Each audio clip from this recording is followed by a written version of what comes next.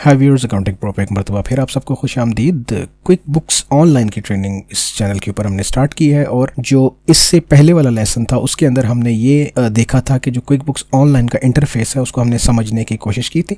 इस वीडियो के अंदर हम देखेंगे कि आप जब अपनी क्विक बुक्स ऑनलाइन का 30 डेज का ट्रायल आप एक्टिवेट कर लेंगे या फिर आप सब्सक्रिप्शन परचेज कर लेंगे तो उसके बाद आपने जो अपना बिजनेस है उसको किस तरीके से क्विक बुक्स ऑनलाइन के अंदर सेटअप करना है। तो अब चलते हैं क्विक बुक्स ऑनलाइन के अंदर और देखते हैं कि आप अपने बिजनेस को किस तरीके से सेटअप करेंगे। तो क्विक बुक्स ऑनलाइन की स्क्रीन आपके पास सामने आ गई है। क्विक बुक्स ऑनलाइन की स्क्रीन के अंदर इंटरफेस का मैंने लास्ट वीडियो में बता दिया था, तो अब हम उससे आगे चलेंगे। अब हम क्या करेंगे कि राइट साइड पे हम जाएंगे तो राइट साइड पे आपको ये गियर आइकन आपको नजर आएगा। इस गियर आइकन के ऊपर आपने क्लिक करना है तो आपका सेटिंग्स का मेन्यू ओपन हो जाएगा। अब जब सेटिंग्स का मेन्यू हम ओपन करेंगे तो इसके अंदर हमें क्या नजर आएगा कि लेफ्ट साइड से हम शुरू करेंगे तो सबसे पहले आपका योर कंपनी आ रहा है। योर कंपनी के अंदर अगर हम देखेंगे तो अकाउंट एंड सेटिंग है, फिर यूजर्स हैं, फिर कस्टम फॉर्म स्टाइल है, चार्ट ऑफ अकाउंट्स है, क्विक बुक्स लैब्स है। तो हम सबसे पहले क्या करेंगे, क्योंकि हमने अपने बिजनेस का सेटअप करना है तो बिजनेस का सेटअप करने के लिए हम अकाउंट एंड सेटिंग में जाएंगे, क्लिक करेंगे इसके अंदर तो हमारे पास अकाउंट एंड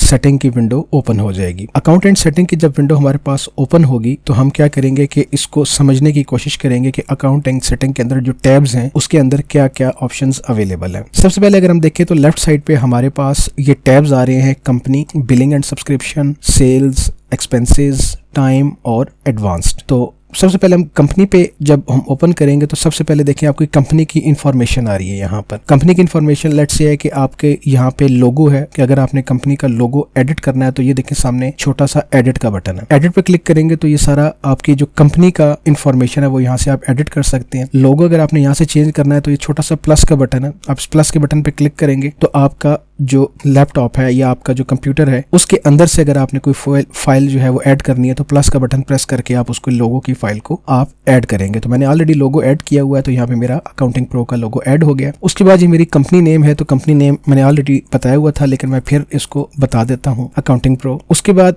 मेरा जो लीगल नेम है, लीगल नेम भी मेरा जो लीगल नेम क्या है, बेसिकली जो आपकी कंपनी जिस नेम से रजिस्टर्ड है आपकी सिटी के अंदर, आपके कंट्री के अंदर, रेलेवेंट कंट्री के अंदर रजिस्टर्ड है तो उस हिसाब से जो भी अगर आपका सेम लीगल नेम आपका सेम है तो आप इसको ऐसे ही रखेंगे सेम एज लीगल नेम। उसके बाद आपका बिजनेस का रजिस्ट्रेशन नंबर है, पाकिस्तान में अगर हम बात करते हैं तो ये इनकॉर्पोरेशन नंबर भी हो सकता है। फिर नीचे आपका वैट नंबर, ये आपका सेल्स टैक्स नंबर हो सकता है या आपका एनटीएन नंबर हो सकता है। ठीक हो गया। ये आपका बिजनेस जो जब भी आप कहीं पे टैक्स में रजिस्ट्रेशन करते हैं तो आपको यहाँ पे वो वैट नंबर आपका एनटीएन नंबर होता है। जैसे हम यहाँ पे बात करते हैं कि 6799-1 तो ये हमारा एक एनटीएन नंबर जिस तरीके से होता है वो यहाँ पे आ जाएगा। उसके बाद हम इसको सेव करते हैं। जब हम यहाँ से सेव कर लेंगे तो हमारा अकाउंटिंग प्रो बिजनेस नेम लोगो आ गया, लीगल नेम लिखा हुआ है कि सेम एज कंपनी नेम और नीचे बिजनेस आईडी और वैट नंबर आ गया। रोल करके नीचे आएंगे तो यहाँ पे कंपनी टाइप आ रही है मेरे पास कि मैं कंपनी की जो मेरा रजिस्ट्रेशन स्टेटस है टैक्स के कि क्या मैं सोल प्रोप्राइटर हूँ, क्या मेरी पार्टनरशिप और लिमिटेड कंपनी है, स्मॉल बिजनेस है, कॉर्पोरेशन है, नॉन प्रॉफिट ऑर्गेनाइजेशन है, लिमिटेड कंपनी है,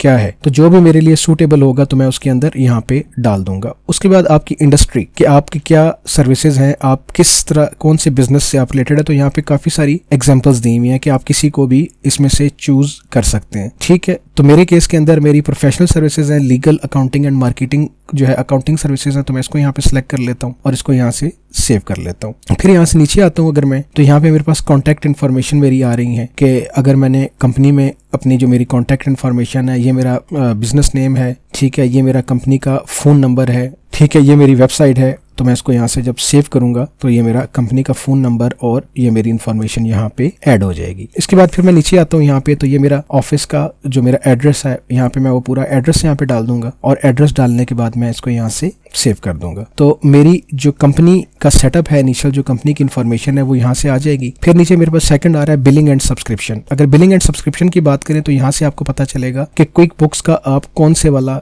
इस वक्त ऑनलाइन का प्लान यूज कर रहे हैं। क्विक बुक्स ऑनलाइन के ऊपर सब्सक्रिप्शन प्लान मैंने आपको बताए थे। अगर आपको नहीं पता कि क्विक बुक्स के अंदर जो है कौन कौन से सब्सक्रिप्शन प्लान होते हैं तो इसी चैनल के ऊपर सबसे पहले वाली वीडियो क्विक बुक्स ऑनलाइन की देख लें। उसके अंदर मैंने कंपैरिजन बड़ा डिटेल में दिया हुआ है कि क्विक बुक्स ऑनलाइन के कौन कौन से वर्जन हैं और उनके आपस के फीचर्स में क्या फ़र्क है। तो इस वक्त हम क्विक बुक्स ऑनलाइन प्लस का ट्रायल यूज़ कर रहे हैं 30 डेज़ का, और 24 डेज़ अभी हमारे लेफ्ट हैं, और इसके अंदर जो है बाद में हमारा जो प्लान्स हैं वो हम इसको कर सकते हैं। और अगर हम यहाँ से प्लान परचेज करना चाहें, 30 डेज़ ट्रायल से कन्वर्ट करना चाहें सब्सक्रिप्शन प्लान में, तो यहाँ से हम इसको सब्सक्राइब कर सकते हैं। फिर आगे चलते हैं सेल्स के अंदर। तो सेल्स के अंदर अगर हम जाएंगे तो ये अब हमारी सेल्स की सेटिंग है। सही हो गया।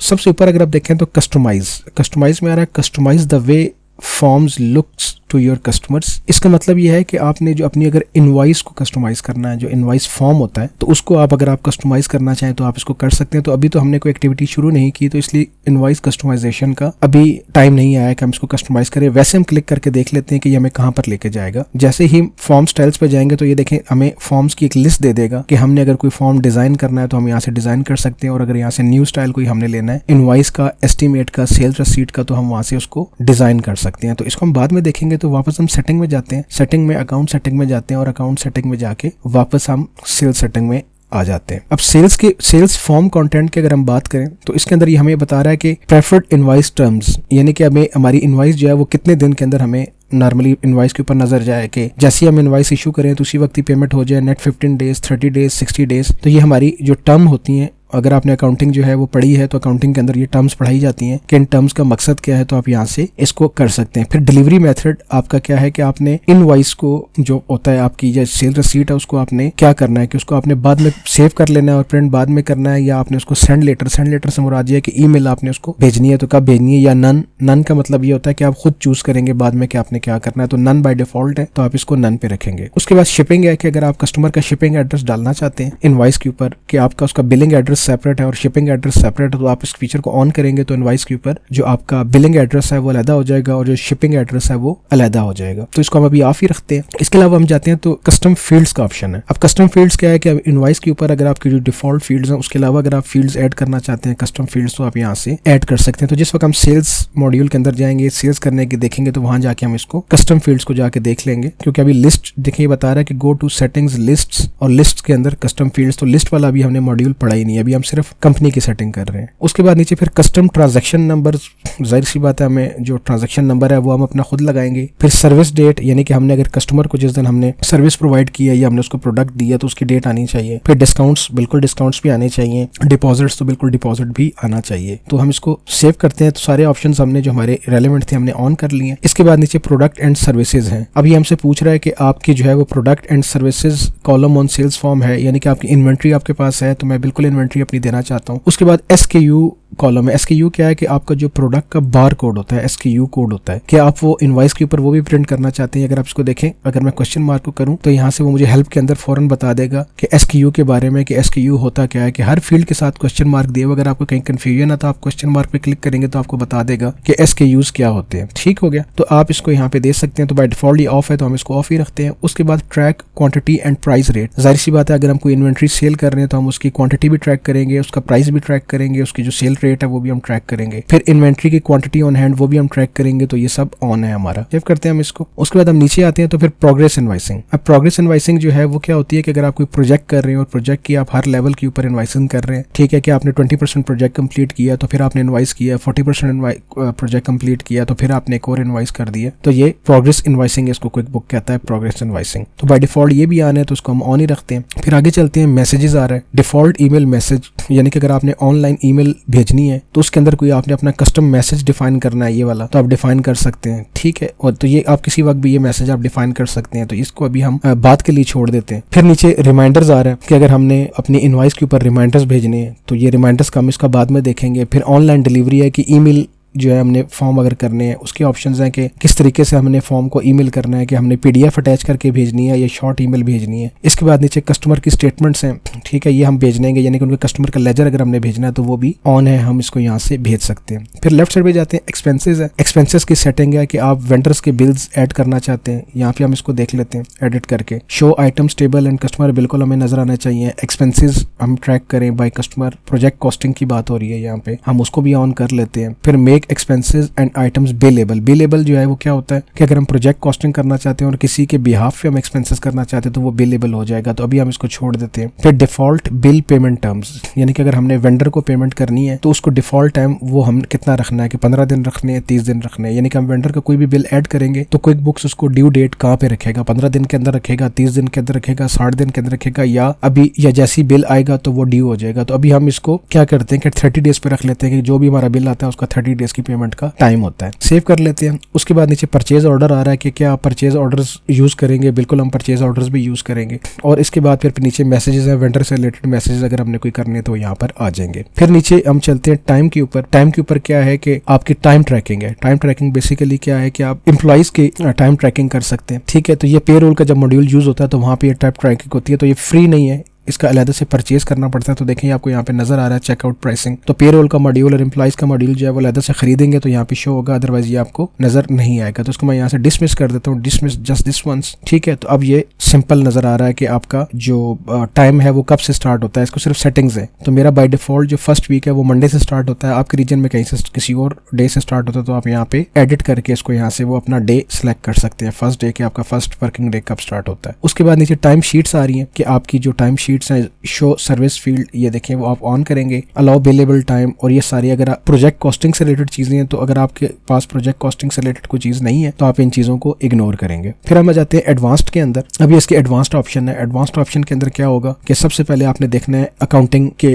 चीजें, एडिट करते हैं इसको। तो सबसे पहले आ रहा है first month of the financial year. Basically आपका यह है कि जब आपका जो पूरा एक साल कंप्लीट होता है वो आपका कहाँ से होता है, तो पाकिस्तान में हमारा जो टैक्स ईयर है या फाइनेंशियल ईयर है वो हमारा जुलाई से स्टार्ट होता है। और first month of tax year अगर आपका फाइनेंशियल ईयर टैक्स ईयर से डिफरेंट है तो आप यहाँ से बता सकते हैं, otherwise same as financial year, तो हमने सेम एज फाइनेंशियल ईयर रखा हुआ है। फिर नीचे अकाउंटिंग मेथड है कि अक्रूवल बेस्ड अकाउंटिंग है आपकी या कैश बेस्ड अकाउंटिंग है, तो आपको जो प्रेफरेबल है आप वो रखेंगे। अगर आपको अक्रूवल बेस्ड और अकाउंटिंग का और कैश बेस्ड अकाउंटिंग का डिफरेंस नहीं पता कि ये क्या होता है तो इसी चैनल के ऊपर मैंने काफी डिटेल में इसके ऊपर एक वीडियो बनाई हुई है कैश बेस्ड अकाउंटिंग और अक्रूवल बेस्ड अकाउंटिंग की, तो आप उसको वो भी देख सकते हैं। फिर इसके बाद ये देखिए क्लोज बुक्स का ऑप्शन है। क्लोज बुक्स क्या है कि आपका जब फाइनेंशियल ईयर क्लोज होगा तो ये ऑटोमेटिकली उनको क्लोज कर देगा, तो यहाँ पे उसकी क्लोजिंग डेट आप डाल देंगे। उससे क्या होगा कि जब आप बुक्स को क्लोज करेंगे तो अलाउ चेंजेस आफ्टर व्यूइंग और warning and entering password, allow changes after viewing and warning, यानी कि आपको ये बगैर अब वार्निंग देगा आपको कि आप क्लोजिंग डेट से पहले की कोई एंट्री करना चाह रहे हैं, ये वो चीजें। तो इसकी चीज को हम बाद में देखेंगे क्योंकि अभी ये हमारा अभी एप्लीकेबल नहीं है ये चीज, तो हम इसको सेव कर लेंगे। उसके बाद फिर ये नीचे देखिए कंपनी टाइप मेरी है, सोल प्रोप्राइटर है तो उसने ऑटो सेलेक्ट किया, उसको हम इग्नोर करते हैं। फिर चार्ट ऑफ अकाउंट्स है। अब चार्ट ऑफ अकाउंट्स पे अगर हम जाते हैं तो चार्ट ऑफ अकाउंट में वो कह रहा है कि अकाउंट कोड्स आपने ऑन करने हैं, यानी कि अकाउंट नंबर्स, तो बिल्कुल मैंने फिलहाल इसको ऑन किया हुआ है। डिस्काउंट अकाउंट मैंने डिस्काउंट गिवन और मैंने दिए हुए, मैं इसको सेव कर देता हूँ। फिर उसके बाद नीचे देखिए आ रहा है क्लासेस, ट्रैक क्लासेस। जाहिर सी बात है जो क्लास है ये बेसिकली कॉस्ट सेंटर होता है, तो मैं इसको क्लास ट्रैकिंग को मैं ऑन कर लेता हूँ। Warn me when a transaction is not assigned a class, ये मुझे वार्निंग दे कि अगर मैंने क्लासेस असाइन नहीं की तो मुझे वार्न करे। और नीचे ऑप्शन दे रहा है कि 1 क्लास टू एंटायर ट्रांजैक्शन और 1 क्लास टू ईच रो, तो ईच रो वाला हम रखेंगे क्योंकि हर लाइन के ऊपर डिफरेंट प्रोजेक्ट हिट हो सकता है या डिफरेंट कॉस्ट सेंटर हिट हो सकता है। उसके बाद यहाँ पे देखिए बड़ी इंपॉर्टेंट चीज है लोकेशन की। ये क्विक बुक्स डेस्कटॉप के अंदर लोकेशन का ऑप्शन नहीं था, इसके अंदर ये लोकेशन का ऑप्शन मौजूद है कि क्विक बुक्स डेस्कटॉप पे लोकेशंस भी आप ट्रैक कर सकते हैं। ये कॉस्ट सेंटर है और ये लोकेशन है क्विक बुक्स ऑनलाइन के अंदर, तो ये एक अलग से रिपोर्टिंग है। तो हम इसको सेव कर देते हैं। सेव करने के बाद हम फिर नीचे आते हैं। नीचे आएंगे तो ये ऑटोमेशन है। ऑटोमेशन में वो मुझे बता रहा है कि prefill form with previously entered account, यानी कि मिसाल के तौर पर अगर मैंने किसी वेंडर का बिल ऐड किया तो नेक्स्ट टाइम जब मैं उसी वेंडर का दोबारा बिल ऐड करूंगा तो वो ऑटोमेटिकली उसका जो पिछला बिल होगा उसको रिमाइंड करके प्री फिल कर देगा। Automatically invoice unbilled activity, automatically apply bill payments. तो ऊपर वाली दो हम नहीं कर रहे क्योंकि हमें पता नहीं होता कि अगली दफा हम वेंडर से कोई चीज खरीदेंगे तो वो सेम चीज हम खरीदेंगे जो हमने पिछली दफा खरीदे थी, इसलिए हम ऑटो फिल वाला ऑप्शन ऑन नहीं करेंगे। ऑटोमेटिकली इनवॉइस अनबिल्ड एक्टिविटी ये तब ऑन होगा जब हम प्रोजेक्ट कॉस्टिंग कर रहे होंगे, तो प्रोजेक्ट कॉस्टिंग नहीं है तो ये ऑफ रहेगा। Automatically apply bill payments, yes ये ऑन रहेगा क्योंकि जिस वक्त हम किसी वेंडर को बिल पे करने जाएंगे तो वो ऑटोमेटिकली मैच कर लेगा कि ये किस वेंडर का बिल कितनी अमाउंट का है, तो उस बिल के साथ उसको लिंक कर लेगा। तो हम इसको सेव करते हैं। फिर नीचे देखिए आ रहा है प्रोजेक्ट्स, क्या आप प्रोजेक्ट कॉस्टिंग करना चाहते हैं, तो मैं इसको ऑन कर देता हूँ बाय डिफॉल्ट कि हाँ जी ठीक है मैं प्रोजेक्ट कॉस्टिंग करना चाहता हूँ। फिर अपने सॉफ्टवेयर की आप लैंग्वेज कौन सी रखना चाहते हैं, ठीक है कि आप सॉफ्टवेयर को किस लैंग्वेज में यूज करना चाहते हैं, तो अभी जो अवेलेबल लैंग्वेजेस हैं वो अवेलेबल हैं, आप इनमें से किसी भी एक लैंग्वेज में सॉफ्टवेयर को यूज कर सकते हैं, अदरवाइज आप इसको इग्नोर कर दें। फिर नीचे करेंसी है। अब यहाँ पे देखिए करेंसी में है कि आपकी होम करेंसी क्या है, तो होम करेंसी मेरी पाकिस्तानी रुपीज है, और अगर मैं मल्टीपल करेंसी ऑन करना चाहता हूँ तो यहाँ से मैं मल्टीपल करेंसी ऑन कर लूंगा। अगर मैं मल्टीपल करेंसी ऑन करूंगा तो वो देखें कि वो मुझे क्या कहेगा कि multiple currency may be right for you if you have financial transactions in one or more currency. Once you turn on multi currency, number 1, you cannot turn it off. You cannot change your home currency. Extra fields, columns and more are added to QuickBooks.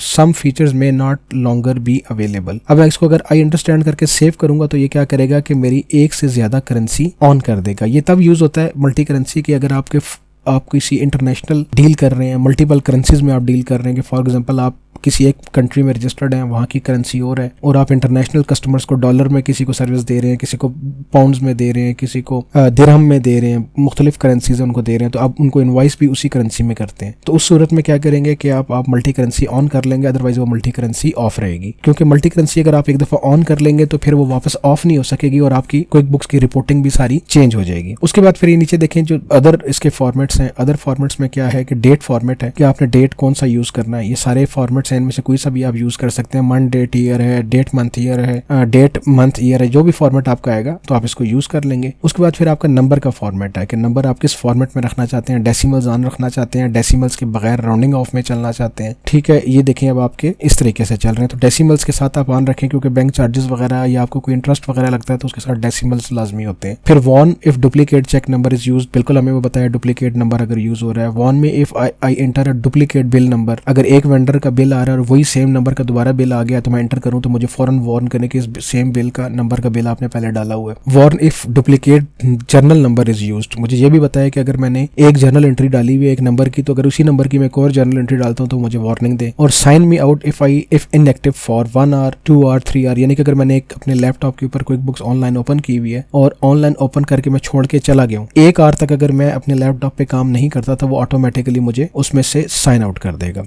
ठीक है जी, sign out कर देगा तो बिल्कुल ठीक है, 1 our काफी। अगर आपका इससे ज्यादा सूटेबल है तो आप उसको उस हिसाब से कर दें। तो सेव करेंगे और सेव करने के बाद जब आप इसको डन करेंगे, यहाँ से ये देख नीचे पहले ये सेव करेगा सारी उसकी सेटिंग्स को, और जब एडवांस की सेटिंग सेव हो जाएगी तो सेटिंग्स के सेव होने के बाद हम क्या करेंगे कि इसको नीचे ये डन का बटन प्रेस कर देंगे। जैसे ही हम इसको डन का बटन प्रेस करेंगे तो जो हमारा इनिशियल बिजनेस का सेटअप है जो हमने क्विक बुक्स के अंदर करना था, वो हमारा इनिशियल बिजनेस का सेटअप हमारा कंप्लीट हो गया क्विक बुक्स ऑनलाइन के अंदर। अब जो हमारा नेक्स्ट स्टेप होगा, फिर हम दोबारा सेटिंग्स में जाएंगे और सेटिंग्स के बाद जाके हमारे जो यूजर्स हैं कि क्विक बुक्स के हमारे जो ऑनलाइन जो यूजर्स होंगे जिनको हमने क्विक बुक्स के अंदर एक्सेस देनी है, वो फिर यहाँ से हम उनको मैनेज कर सकेंगे। तो ये हम फिर जो आने वाली अगली वीडियो होगी हम उसमें देखेंगे कि ये चीजें हम किस तरीके से कर सकते हैं। अभी क्योंकि हमने सिर्फ ये देखना था कि हम अपने अकाउंट्स एंड सेटिंग्स में जाके अपना जो बिजनेस का सेटअप है क्विक बुक्स ऑनलाइन के अंदर वो किस तरीके से कर सकते हैं, तो हम ये तरीका कार करेंगे कि जैसे ही हम क्विक बुक्स में लॉग इन करेंगे और लॉग इन करके इस गेयर आइकन पे क्लिक करेंगे और गेयर आइकन में जाके अकाउंट्स एंड सेटिंग पे क्लिक करेंगे तो हमारी जो कंपनी की सेटिंग्स है वो ओपन हो जाएंगे। तो उम्मीद है अभी तक की जो आपको ये वीडियो है वो पसंद आई होगी, और अगर आपके कोई सजेशंस हैं तो कमेंट बॉक्स में ज़रूर दीजिए। वीडियो को अगर अभी तक आपने लाइक नहीं किया तो वीडियो को ज़रूर लाइक कीजिएगा और चैनल को ज़रूर सब्सक्राइब कीजिएगा। और अभी तक इतना ही, मिलेंगे अपनी अगली वीडियो के अंदर। जहाँ रहें खुश रहें, अपना ख्याल रखिएगा।